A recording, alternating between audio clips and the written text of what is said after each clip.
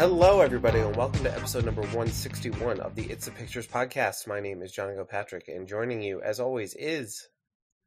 the hostess with the mostest, Max Colville. Like I said, joining you, and technically you are joining our listeners, but you're also joining me, and I screwed that up because I don't feel super great.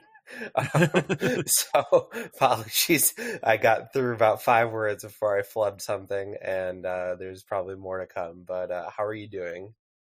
I'm doing okay, John. We're getting to the end of fantasy football season, which we love to talk about, and getting into the end of the 23 movie season, and plenty of movies came our way. I think I was complaining last time about how many we had, and I think, like, all told, I think I was given like 110 movies in my inbox, so in some way. Oh wow! Well, that's more than I got. Yeah, it was pretty ridiculous. We have to compare notes after we're done because there's some stuff that I haven't gotten yet that I'm like, is this coming or what? Yeah, but we'll figure that out. Speaking of fantasy football, have I told you about one of the leagues I'm in this year? you did tell me that you did pick it back up because you said you hadn't been doing it for a while. Yeah. And you were having fun again. Yeah, I was. So I didn't play fantasy football for, I think, 2 years. I joined 2 leagues this year. One is with just some friends locally, and they needed another person to round out a league of 8, so I begrudgingly agreed. The other league I'm in is themed after the television show Survivor. Oh. And it is completely consuming my life right now, but in a way that I mostly enjoy. And like every week we have a travel council and we vote somebody out of the league, and we have alliances and all kinds of stuff. And it is truly one of the most insane things that anybody has ever conceived of. But I'm in the final 6 out of 20, and so I'm pretty pumped about that. And we'll see what happens. But it is an absolutely mad exercise that maybe is... slowly, gonna just completely end me, but so it is. And John, how was your Golden Bachelor finale? Oh, Golden Bachelor. It's something else that consumed my life over the past few months. It was very good. It was very dramatic. I think ultimately, it seems like the right choice was made. Everybody's happy enough. And it was, I think they said, the highest rated episode of any Bachelor property in many years. So I would be expecting more golden seasons of this trashy show in the future. So we'll see. Now, from someone who only knew that it was an older gentleman as the Golden Bachelor, was his potential mates around his age, or are they really younger? No, they were. Everybody was at least 60 years old. Okay. The gentleman was 71, I think, and the person he chose was also in her very early 70s. So yeah, it was. I think they had a pretty strict age, floor, if you will. Oh, good. It was fun. Yeah, I know. It was great. I know you enjoy those programs, so.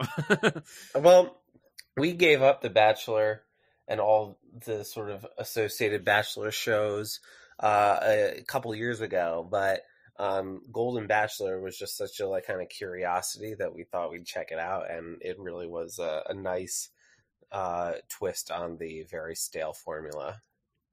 Cool. Did you know what day today is, John? Taylor Swift's birthday.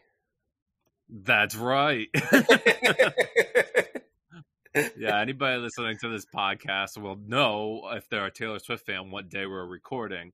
That also means that her hit movie adaptation of the concert has come out for rental on scandalously at the price point of $19.89, which to rent something is just absolute psychotic behavior. Yeah, that it's tough to justify that for that price. I mean, like $10, sure. To own it. Yeah. If you could own it for $20, sure. To rent it, I mean, that's just it's. I mean, I would say borderline 100% approval rating this year for Taylor for me. but this is the like biggest. I mean, besides dating that really gross British dude for like a couple From the weeks, this is 1989, yeah. by far the worst thing she's done this year. Is make a movie rental $20. That's just gross. Uh, so you agree with her being Time Person of the Year then? Well, I mean, sure, that's fine. I mean, this is all just like media narrative nonsense, you know. Same reason Deion Sanders was the Sportsman of the Year for Sports Illustrated. Like, that's crazy. But, you know, they want to sell some magazines. They're jumping. Every brand is kind of coming up with their twist on a Taylor Swift tweet. So, you know, they've got a magazine cover, and it makes sense. I mean, I can't really think of I don't I don't want to get in trouble, but like I'm sure there's great choices. Nobody like stands out as like an obvious choice, like Well, a one of the choices, Zelensky, you know, like last yeah, year. one of the choices that I saw that they were considering were maybe the striking actors and writers, and that would have been interesting. I guess so.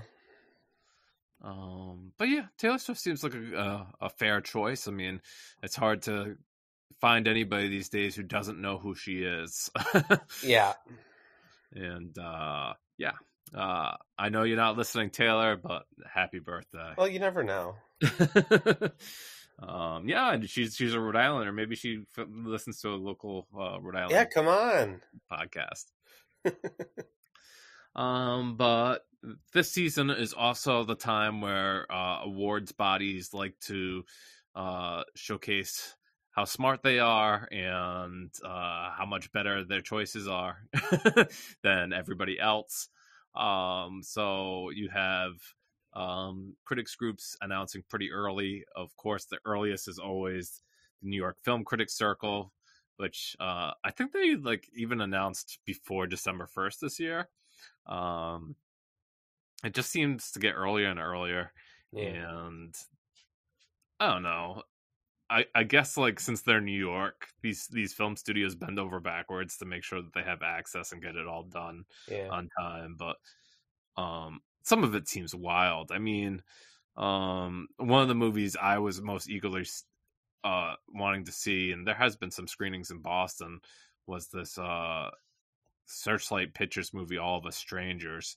And I think like now they're saying it's opening in July in Boston, and not July, January in Boston. Mm. So it's just like, oh, so we're going to consider films that, you know, might be pushed till next year. And, you know, it's all part of their drama. I mean, these studios seem to do it all the time, but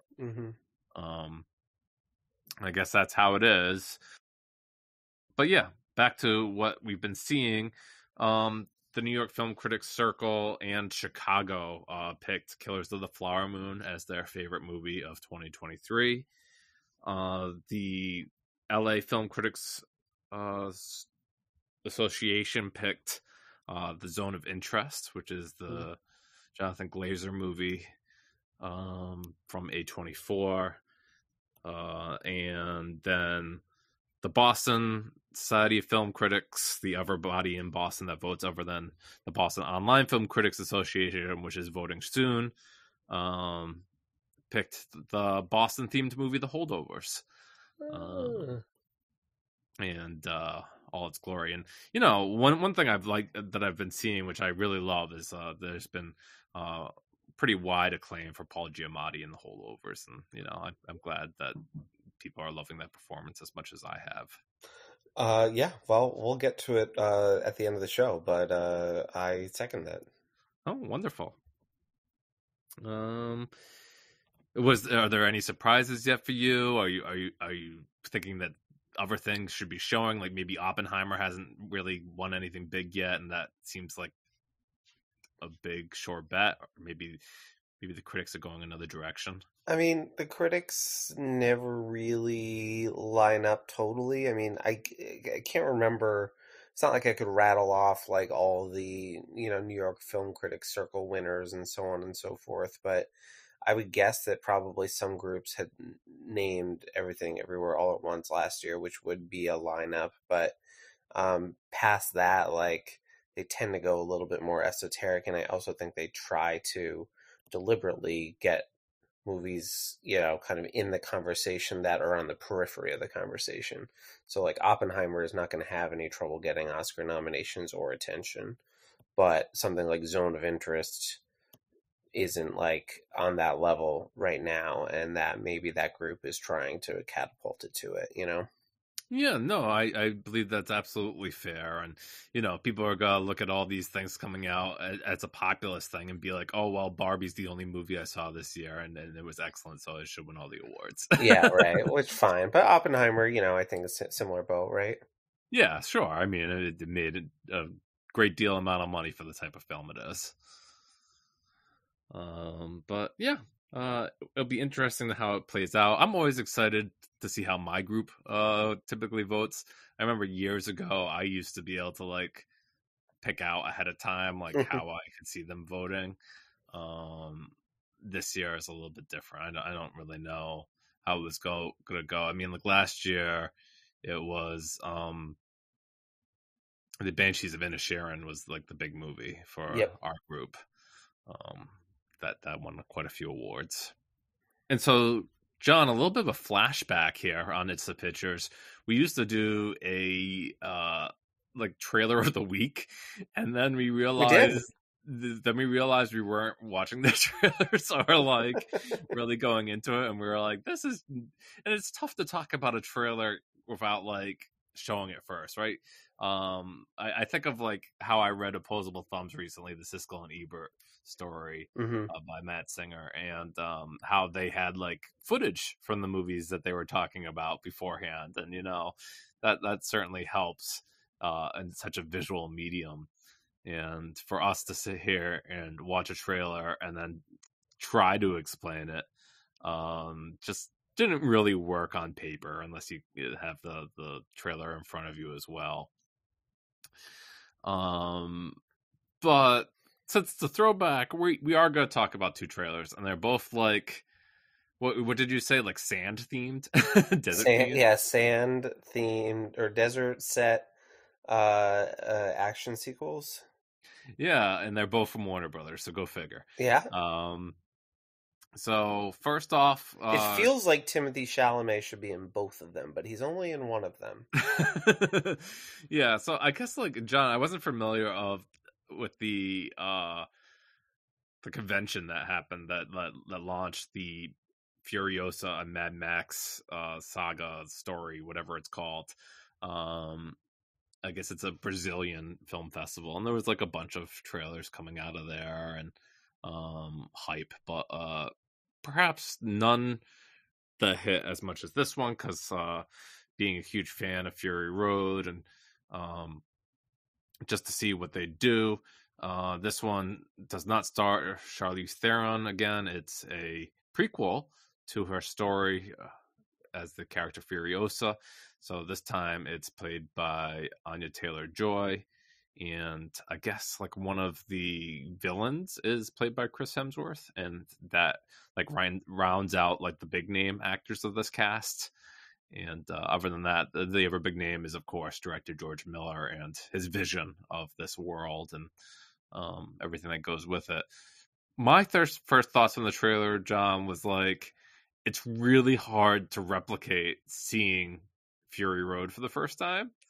And I was like, oh, yeah, this is cool. But like, he did it. Mm-hmm. And I don't know, something seems off about it. Like, I don't know if it seemed like they used a lot more CGI or like there was a lot less like physical action or in camera stuff. Just judging from the trailer, I don't really know what went into this production yet. Like I know about Fury Road, but I'm really hesitant. I'm not like all fully on board like I was with Fury Road, and why I think Anya Taylor-Joy is certainly talented. It's a hard boots to step into. I think, yeah, I think All right, for go ahead. me, like, I'm definitely going to see it. It's not like I'm like on the fence about that. It's more just, I think one of the things that's always fun and exciting about a new Mad Max movie is that, you're kind of in this world that's post-apocalyptic, and like every iteration of it gets like crazier and crazier. And for the first time in this world, we're kind of taking a step backwards. So we're not going to see that like, holy shit, look at how much further like civilization has deteriorated type stuff that we got with Fury Road, which was like such a like just shock to the system. Like you're just like, holy shit, like what the hell is going on here? Now you kind of get the beats of it, and it's going to be, you know, kind of just more sameness instead of that kind of shock and awe and surprise. So I don't doubt that it's going to look nice and be exciting and well choreographed action wise. But I think that one of the things I most loved about Fury Road was just seeing like some of the like weird details they concocted about the universe, and like we know what those are going to be this time around. Right, yeah. I mean, similar to what I was saying, it's like you could only do Fury Road once, and then it's just like, well, that kind of surprise and drama is kind of like diminished. Whether or not that ultimately makes the film a bad film or a good film, who knows? But I just don't think it will have the same type of revolutionary effect on the genre that Fury Road had. Prequels just suck in general. Sorry. And then we saw just released a few days ago, Warner Brothers is hyping up the machine again for Dune Part 2 after having delayed it due to the actor strike. It's set to come out in March and hit IMAX screens and everything. And this was definitely the most spoilery or like involved trailer yet.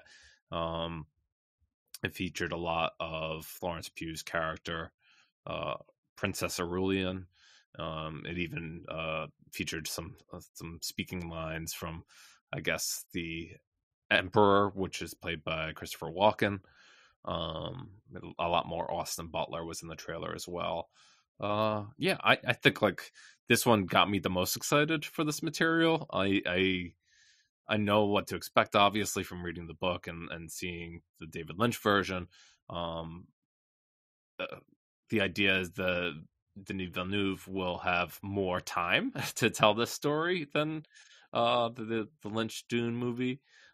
So maybe it'll be fleshed out some more and more visually coherent. I think that's one of my biggest problems with all that sequencing in the 80s Dune is just like how messy everything is and hard to see. I mean, CGI these days doesn't necessarily help that, but hopefully they don't go too far into messing that up and keep everything visually clear and interesting while also telling this story. Makes sense. All right.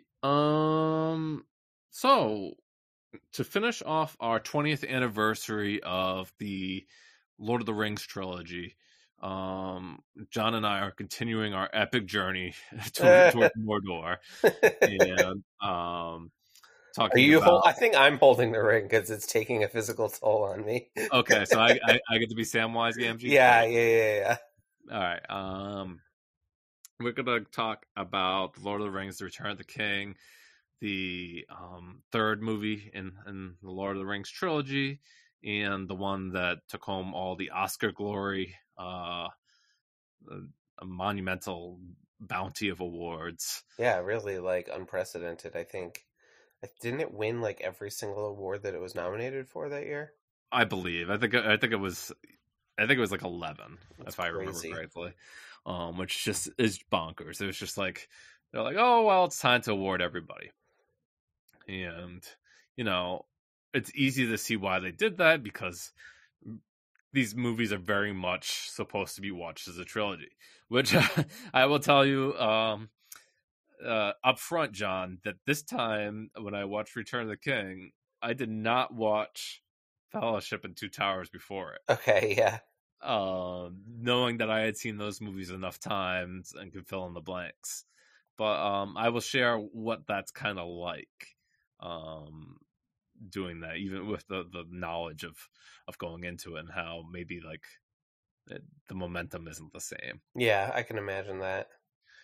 But yeah, let's get to the very beginning and where we were in 2003.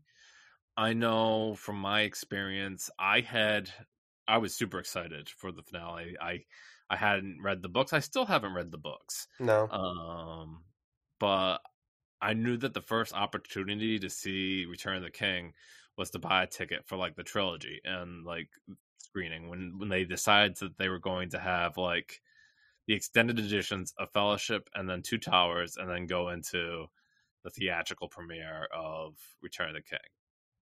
And that sounded great on paper, John. Sure. But I guess by the time I got to the theater for Fellowship, I was in a really bad seat. Oh no. Yeah, they people like kind of camped out and picked their seats, and when you got like when you're in the same seat for like, oh, I don't know, 10 hours, you want to have a good one. So mine wasn't great, and I think I made it through half of Fellowship, like when like after like Gandalf dies, and we and I was like, well, I've seen this, and I got things to do today. So like I just like put something on my chair and I left and went to go do other things during the So day. you decided to And fly, you fool? yeah, yeah, I took the owls and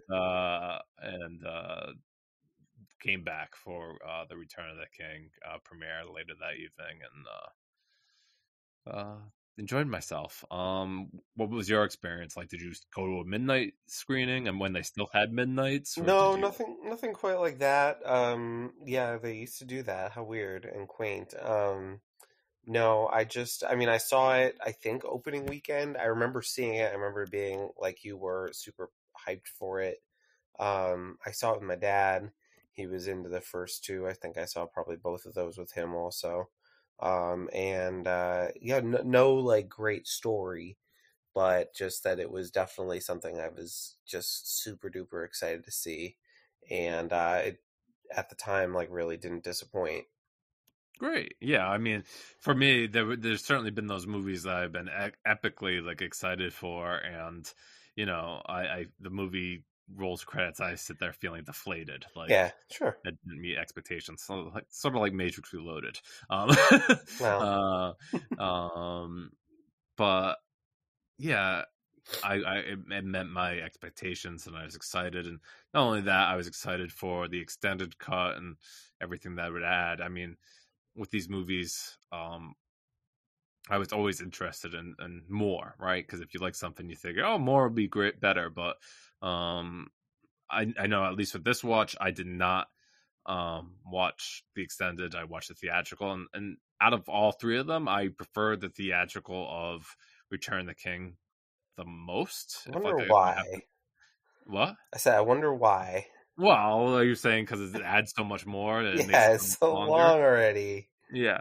No, I mean, like, I think that the timing of the theatrical Return of the King is just really great, and they did a great job of editing it and getting it down to where they did and Hmm. making it pretty coherent. I mean, we'll get to it later, but like, there's a scene at the end of the movie that doesn't make a whole lot of sense about the extended scenes, but yeah, we'll get there. So the movie, what I forgot that I love about this, and like all three movies have like some great um prologues or beginnings. I mean, certainly the Fellowship of the Ring has that epic intro that like sets you up and makes you familiar with the entire world of Middle Earth and what's going to happen. And then with what was it in Two Towers? Is it the battle with um I know in the extended edition that they had the battle with Gandalf in the Balrog, and Oh, I don't know if that's the opening of Two Towers or if it it's is. Yeah, all right. So that you have that, and then Return of the King's opening is the backstory of Gollum, also known as Smeagol at the time, and Mhm. it's like a really like unsurprisingly depressing story where Smeagol is out on his birthday fishing with his cousin, and his cousin gets pulled under by a fish, and while he's in the water, he finds the One Ring. And when Gollum sees it, he's instantly compelled. Well, Smeagol sees it; he's instantly compelled to violence. He asks his cousin to give it to him since it's his birthday, and the cousin's like, "No way," because he's already being controlled by the ring. And Smeagol acts out and without haste kills his cousin and takes the ring, and that is pretty dark. I mean, there's no question that some of Lord of the Rings, the first two movies, goes to dark places, but I think Return of the King really goes into like Peter Jackson's like horror background in some cases, not only with the depictions here but later with Shelob, of course. Sure. But yeah, I think this beginning really hits hard and does a great job of giving us even more into Gollum, who had to work, right? Because like if you see him in Fellowship of the Ring, Gollum doesn't have much to do. You see, like in the CGI for him is very primitive, but like once he comes into the Two Towers and Return of the King, the CGI has to work because he's such a vital part of the story, and it's still great 20 years later, the work that they did with Andy Serkis and creating the character of Gollum. I think as far as like a lot of the CGI goes in the movie, we'll talk about some of it, and some of it looks dated, but that I think still works wonderfully. Did you have any thoughts on Smeagol's prologue there? Did you? I mean, really good. I agree. I think that he is in a lot of ways like the pivotal figure in the last two movies, and presumably books. I haven't read them either. And just kind of gives the whole story this like really tragic undertone that like it doesn't ever shake. Right, and as we learned throughout the story, that if Frodo acts on Samwise's suggestions and actually kills Gollum at any point during the story, the ultimate finale would be different, no question about it. Yeah. So maybe his pacifism and his sympathy towards this creature really plays out in a big way. Yeah. We're gonna go quickly over Saruman's death because in the theatrical version they don't show it at all.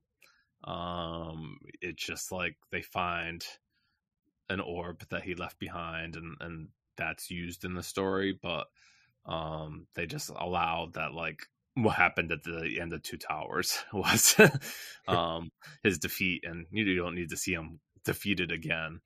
But they do show in the extended version Christopher Lee getting his from Wormtongue, and both of them right being ended.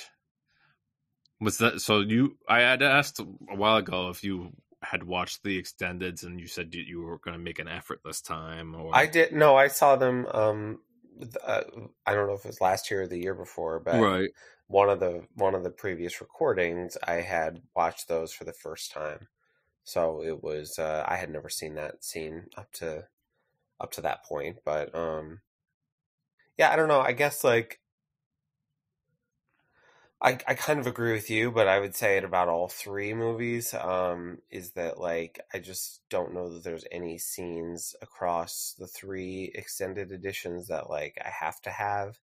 And the movies themselves are long enough, and the theatrical versions totally worked for me. So I can't say that like I think any of them are critical, but yeah, I mean, if you need to see what happens to Saruman, then here you go. You that wish is granted. And what was unsaid in the theatrical cut is said in the extended version.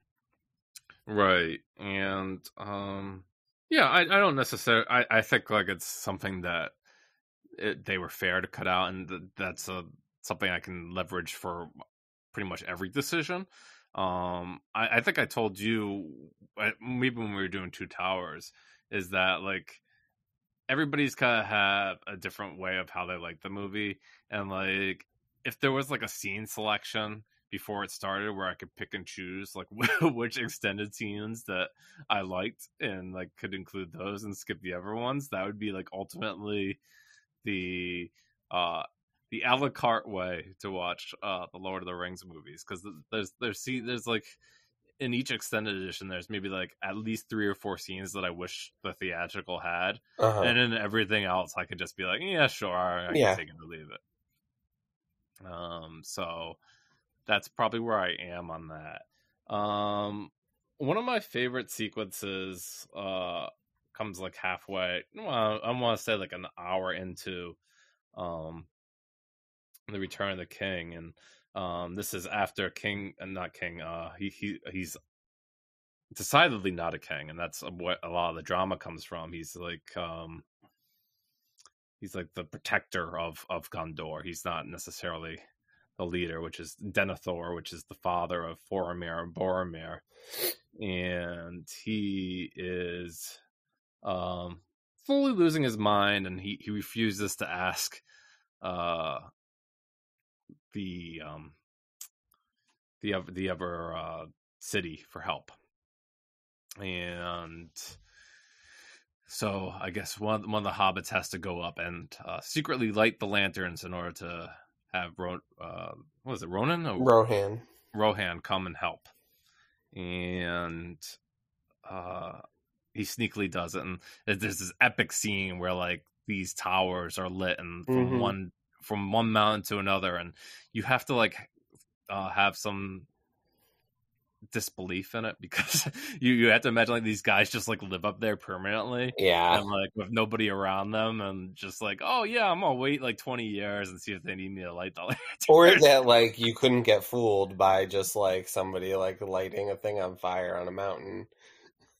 Right. I mean, it's very silly, like to imagine like how that whole thing is set up, and like the system that it works. But yeah, it theatrically it's very cinematic and really cool to watch, and Yeah.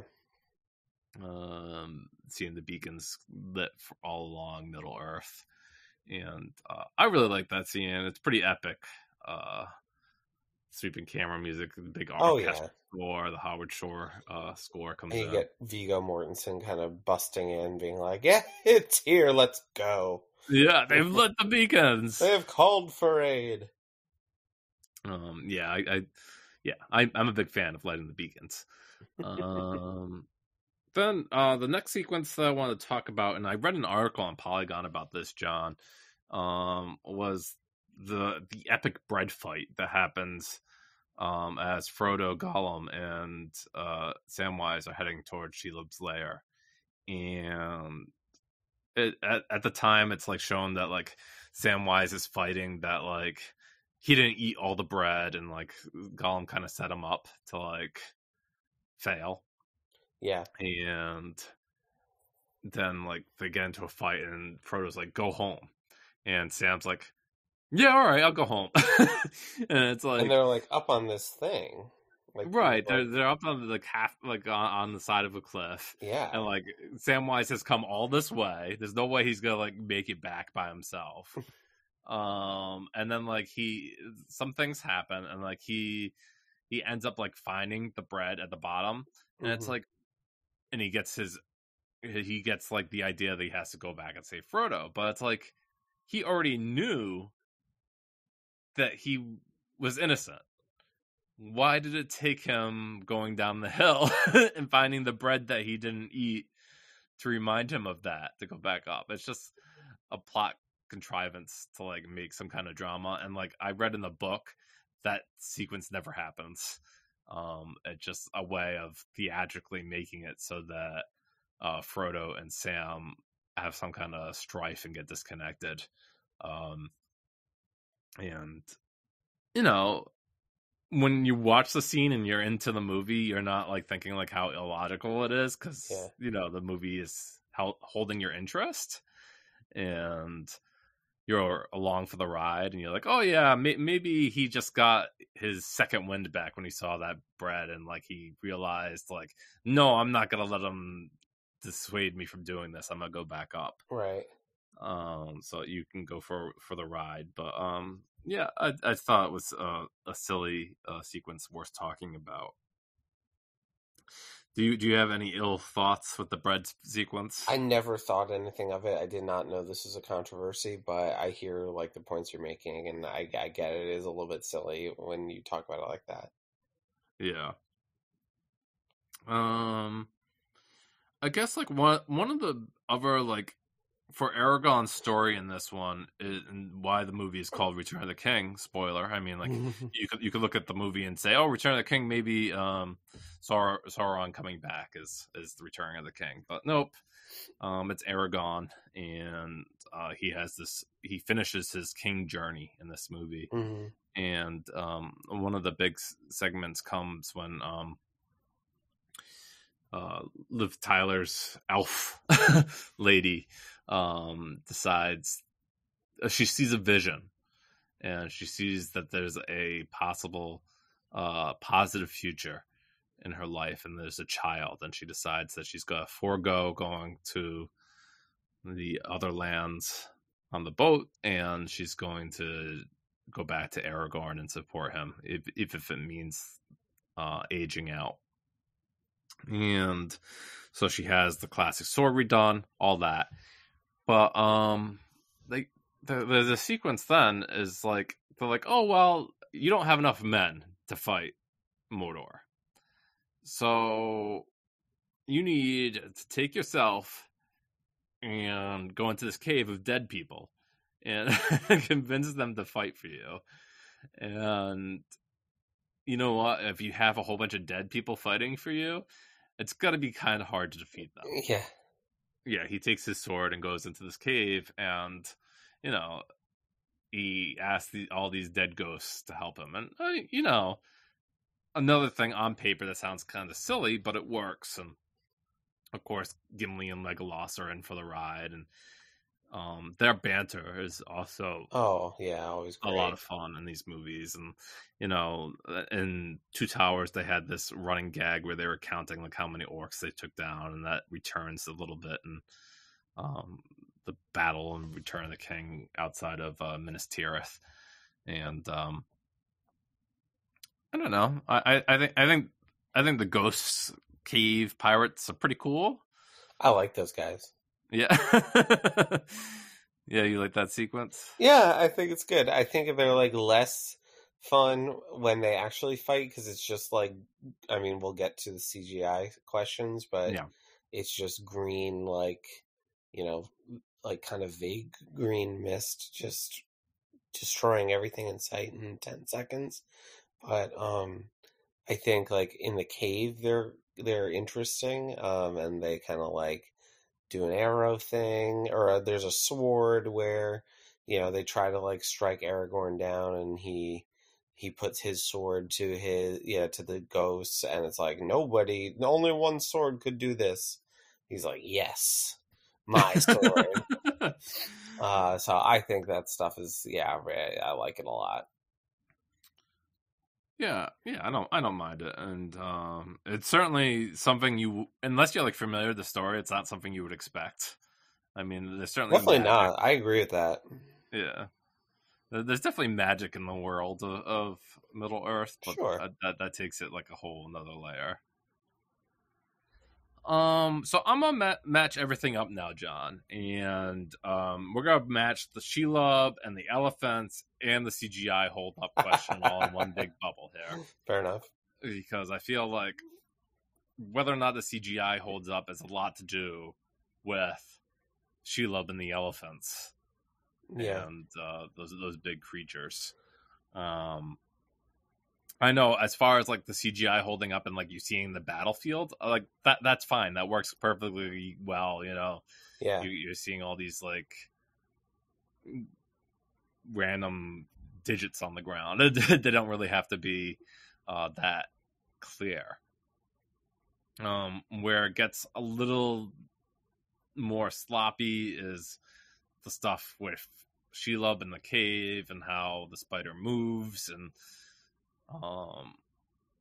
why it worked perfectly back in the day. Now you're like, oh well, that's you know for a fact like the camera's just situated on this like open circle, and like they're CGI the spider in, and you're like, yeah, I don't know how I feel about this. I think it works better, surprisingly, when Shelob is out in the open and Sam is having to fight with Shelob. Yeah. I think that stuff is really clear and good. I think the stuff in the cave when Frodo's running from Shelob doesn't work as well. I don't have like a strong take. I never really had like any objections to it. I feel like the CGI doesn't hold up in this franchise in general is some of the like big, mostly in the, I mean, I remember it more from the second movie, but I think also qualifies in the third movie, just like, the vastness of the battlefield and the armies marching, like the further away you are, like kind of the faker that looks. But the creatures, I believe you. It's just nothing kind of jumps out in my mind's eye of like, oh my gosh, yeah, that was egregious, Yeah, there's one sequence again of Legolas. He seems to be the guy. Oh, I know which one you're talking about. Actually, yeah. He takes down an elephant by himself, and that's not that great. Yeah, that looks kind of silly. But a lot of the close up of the orc stuff works really well because it was a lot of makeup and practical effects. Yeah, sure, right. To make some of those characters work, and they did. Peter Jackson and his writing partners did a really smart idea, and obviously a series of smart ideas for the movie. And to make it almost like there was a general on the battlefield, controlling this army, and it made almost like a focal point for you to follow, even if there were only like maybe 20 real actors around there. Yeah, it worked to give you that idea that maybe there was thousands upon thousands.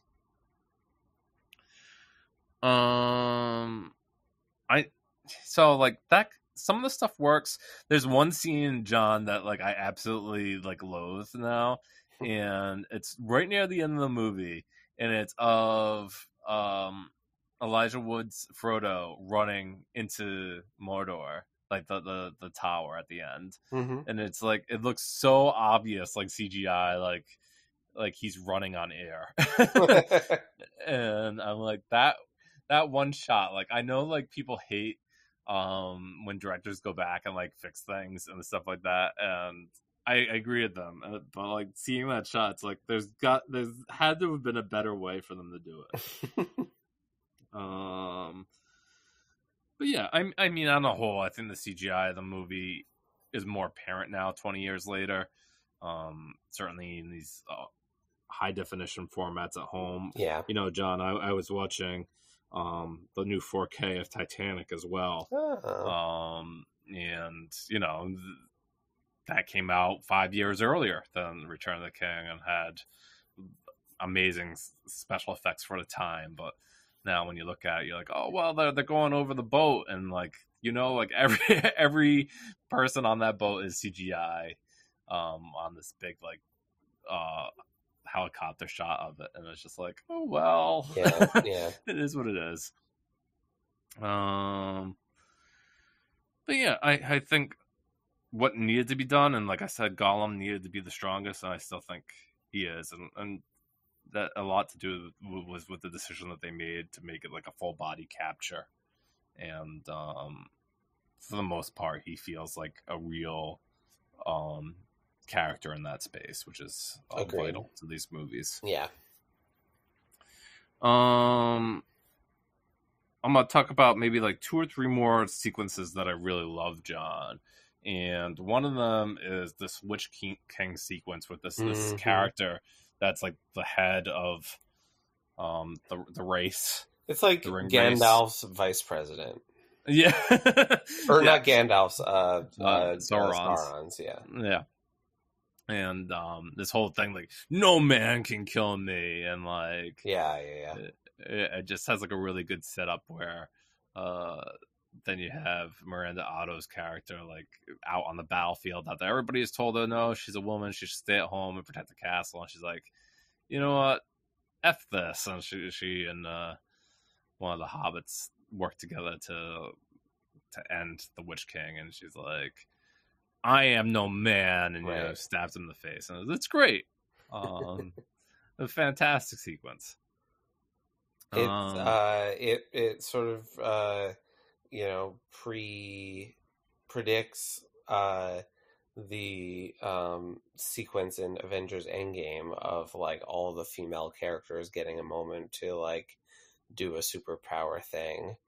I felt like that was just kind of like this, breath of feminism that kind of makes its way into this big CGI filled action epic.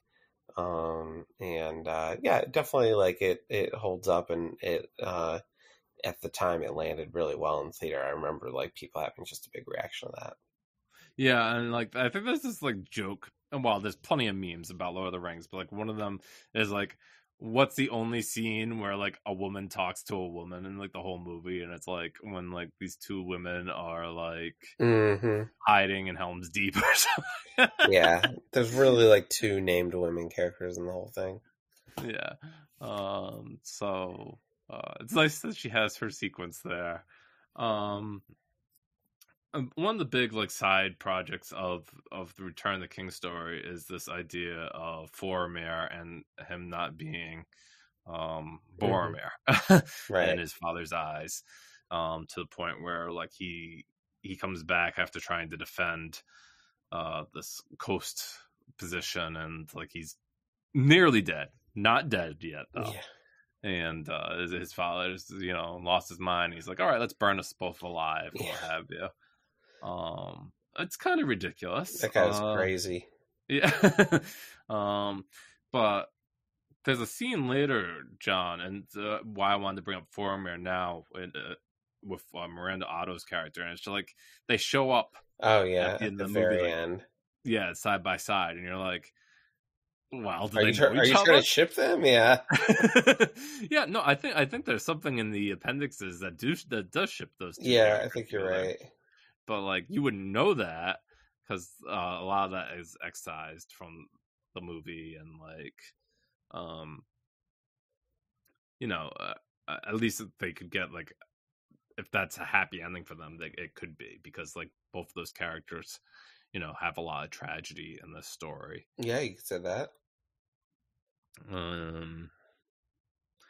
But then we're getting to the finale, John, and one of my favorite sequences, and I'm sure it's the same for everybody, is not the sequence where Sean Astin, Samwise Gamgee's going up the tower and has to save Frodo, because that's kind of ridiculous and just like an event of luck, because like all the orcs kind of like kill each other. Yeah, while he's trying to go up there. But it's when Frodo seems like he's on his last leg and he can't carry himself up the tower. And the whole movie, it's like he's fighting with Sam. He's like, Sam, don't take the ring. You can't take the ring. You can't do it. It's my burden. And Sam's like, well, guess what? I'm going to carry you now. And I don't know. That sequence works on so many levels. Yeah. It shouldn't. It seems silly.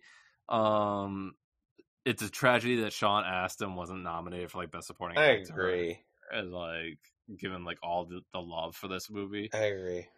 Because like, if you want to say like maybe Gandalf was the heart of the first one, and that's why Ian McKellen got like an Oscar nomination for it, then you'd have to say that Sean Astin is absolutely the heart of Return of the King. Oh, no doubt. I could 100% agree. Yeah, I love him in this. And when they get into Mordor, finally, Aragorn and company decide that they're going to make a diversion to make it so that all the orcs leave Mordor and Frodo and Sam can get in there. And that'd be well and good, but Gollum tries to stop them, and mirroring what we saw in Fellowship of the Ring, Frodo hesitates when he gets the opportunity to destroy the ring finally, and he decides that he's going to keep it, and much to the disappointment and woe of Sam. And you would think that would be the end, but due to them not killing off Gollum at any point, Gollum makes an effort to get the ring himself, and fights Frodo all the way to the very end. And I saw someone talking about today, and I agree with them wholeheartedly that it's just a really awesome sequence, seeing like Gollum fall backwards into the lava and like get swallowed up by the lava until like the ring is like just sitting on top of like this burnt crusted ember, and like it's just enough to make you think, like, is Frodo that mentally gone that since the ring still exists on some kind of ember, that like he'll let go and drop and try to get the ring, even though he knows fully well that it's futile and he'd die doing it, whether or not he's fully that gone. And I don't know, I really think that that's a nice take on the material, and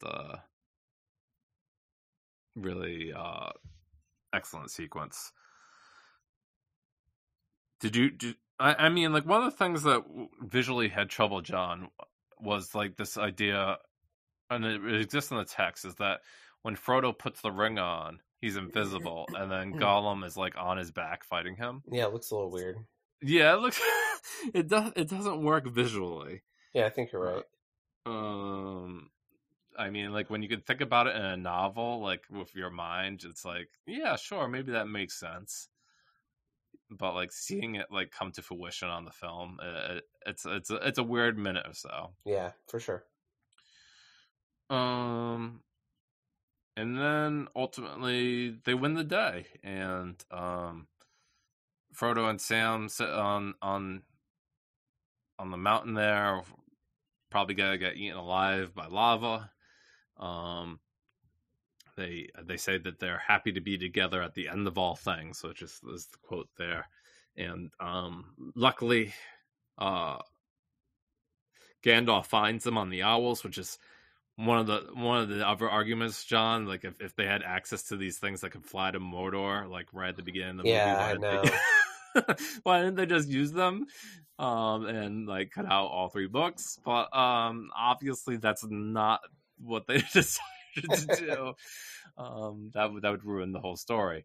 And maybe we could pretend that Mordor had some kind of anti-air defense. Sure. And like maybe the ring race would have taken them down, and that's why they couldn't use the owls to drop the ring off there. I suppose that's possible. They're trying to give Tolkien an out here. And then comes like one of the controversial sections, right, John? Because people say like, this movie's long enough, and like it felt, at least theatrically, that it felt like it had 4 or 5 different endings. Yeah. Especially how they decided to cut between sequences, and like, even like 5 seconds of dead air or blackness or white screen, you just think, oh, this is the end. Yeah. And ultimately, the last sequence you see with Sam, and his words, and seeing his wife Rosie and everything, and his child, he does repeat the same line in the book. I do have the books at home. I just haven't read them, and confirmed that it is the same line that Tolkien wrote in the book. And what's different, John, and I don't know how much you know about the novels compared to the movies, and this was certainly something I did the last few days reading this, was that Frodo in the books isn't just broken from his journey and like, feeling like maybe he's always going to be towards the ring or this adventure, and how could he possibly go back to a normal life after that. Mm-hmm. Some of it happens because there's this chapter near the end of the Return of the King. It's sort of like the Shire was also kind of destroyed or taken over, Right. and so like the Shire isn't what he remembers, and like nothing will ever be the same. Right. And so he kind of gets like defeatist about that too, and that's why he makes his ultimate decision to leave and go west. But the argument is like, could they have really done another ending sequence where like they had to get everybody together to go like save the Shire? I don't think so. No. Theatrically, like you beat the big bad, Right? Yeah, it's time to go home. Needs to be done. They have a lot of sequences, right, where they give Aragorn the crown and name him king, and he finally sees Liv Tyler's character again. They get together happy, and there's this great sequence, and it's quoted all over Letterboxd if you see it. Reviews of this is like, no, my friends, you bow for no one. Yeah. And if you watch all three of those movies in a row and get to that sequence and don't cry, it's good.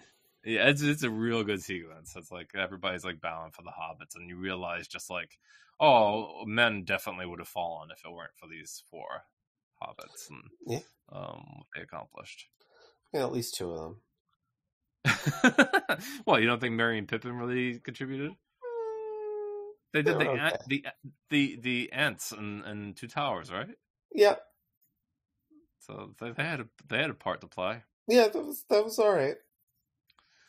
And then of course the big surprise at the end for people who haven't read the books, they all go say goodbye to Gandalf and Bilbo and everybody, and Gandalf turns around and he's like, well, it's time to go, Frodo. Yeah. And they're like, oh God, Frodo's leaving too. Oh, I can't believe this. He's leaving his friend behind after everything they've been together. And if that doesn't get you, that's that, and that's it. And there he goes. Yeah, and into the West. I think Elrond's on there, and Kate Blanchett. Yeah. Tar herself. Yeah, the other elf dude, I think. It's like the idea of Tar like popping up here and hanging out.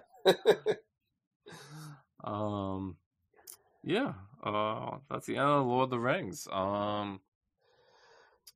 Do I don't know. Did you watch it in the last few days, or I did not? No, I watched it earlier this year. I did not have a chance to. I did not have a chance to rewatch it this week. That's fine. Do you find that you like the movie anymore now? I know, like from previous years that we've talked, like Two Towers is ultimately your favorite. Yeah, it is. But I don't know if this one is better than Fellowship for you nowadays, or equal, or less than, or. I think this is the worst one, but I still think it's really good. I just think it's too long. I mean, that's really all there is to it. Like, I think it's, it still holds up. It's exciting. It's emotionally satisfying. I think that, like, if you look at the whole trilogy, I think the first hour of Fellowship is bloated, and I think the last hour of Return of the King is bloated, and that's why I think Two Towers is the best one. Okay, that's fair.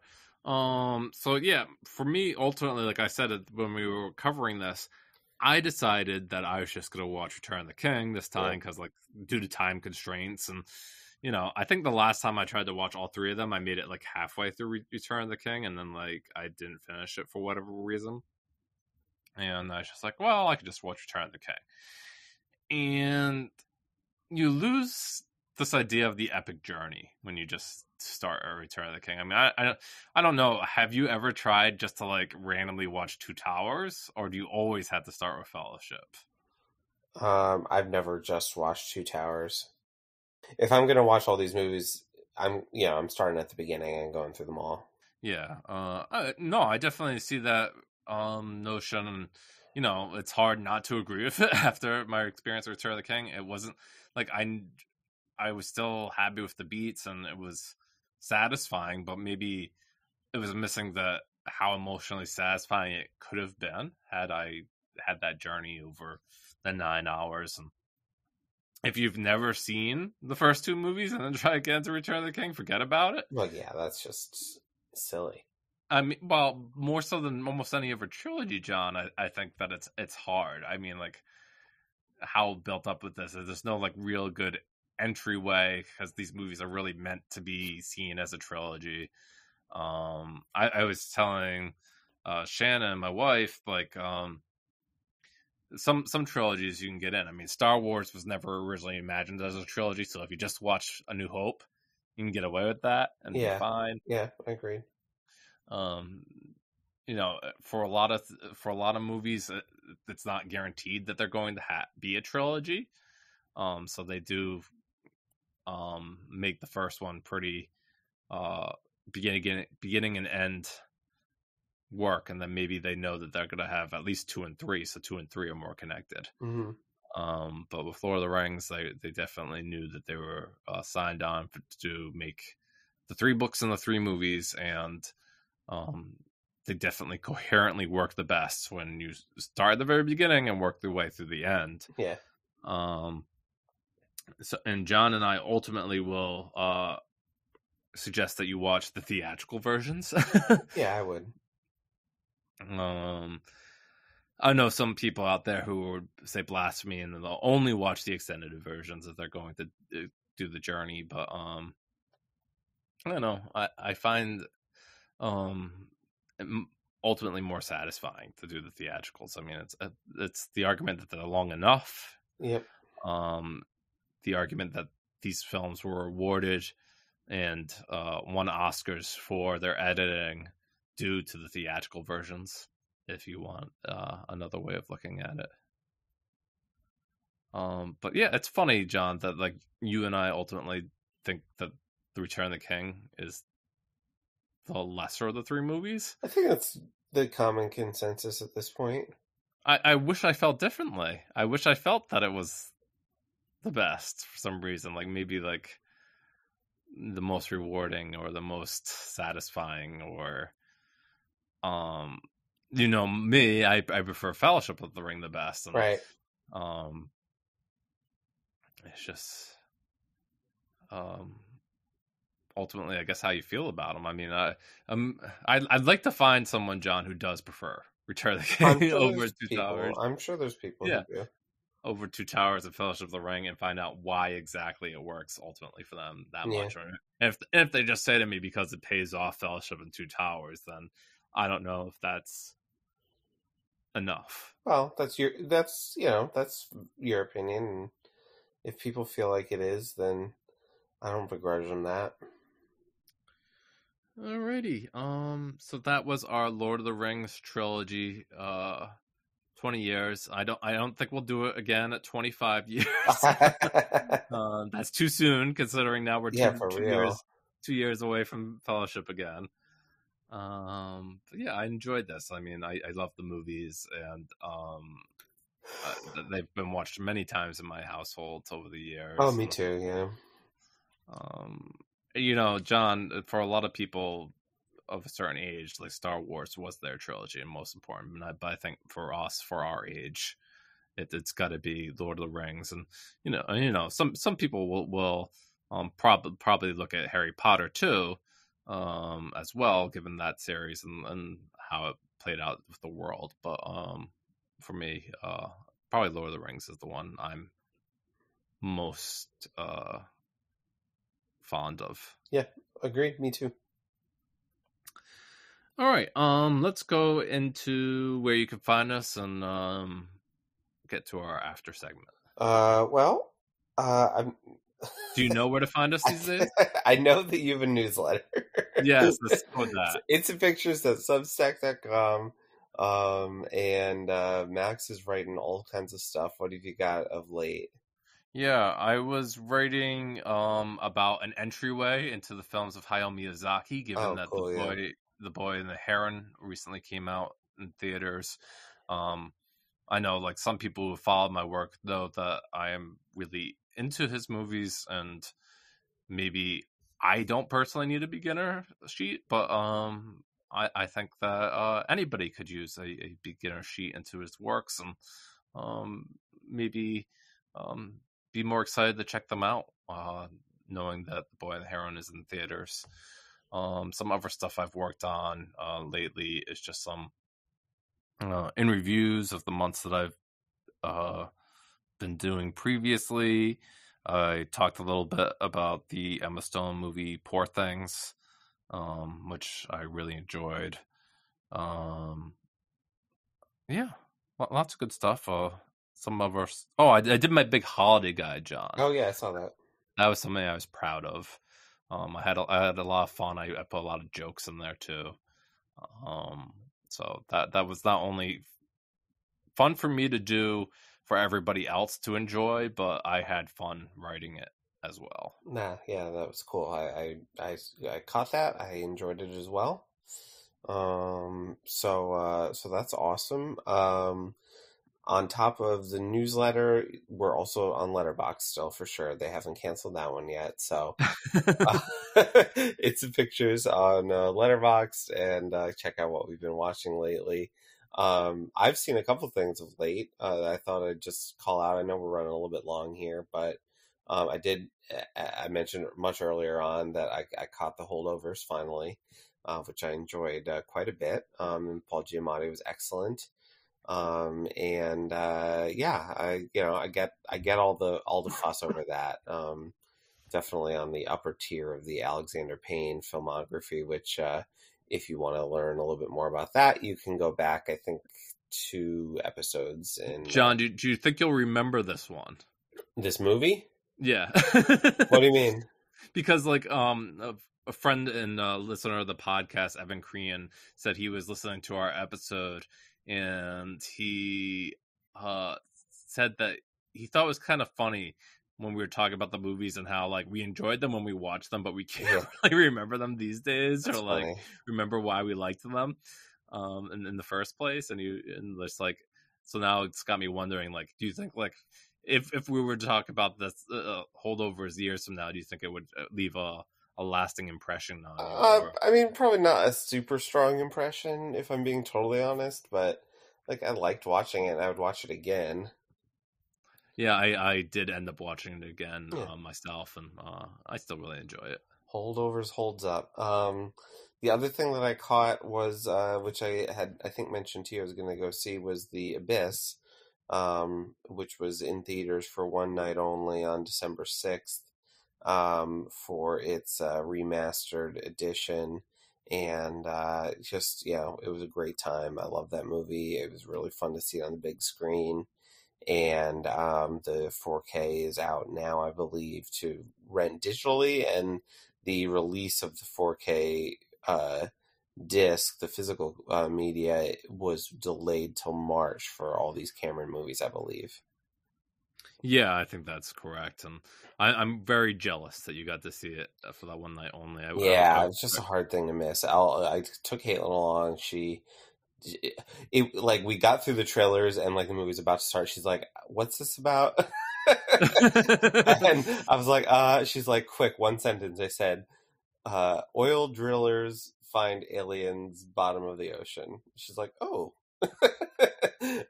But she enjoyed it too. We had a good good, time. wonderful. Yeah. That'd be awful if she the movie. And just also it's 3 hours. Yeah.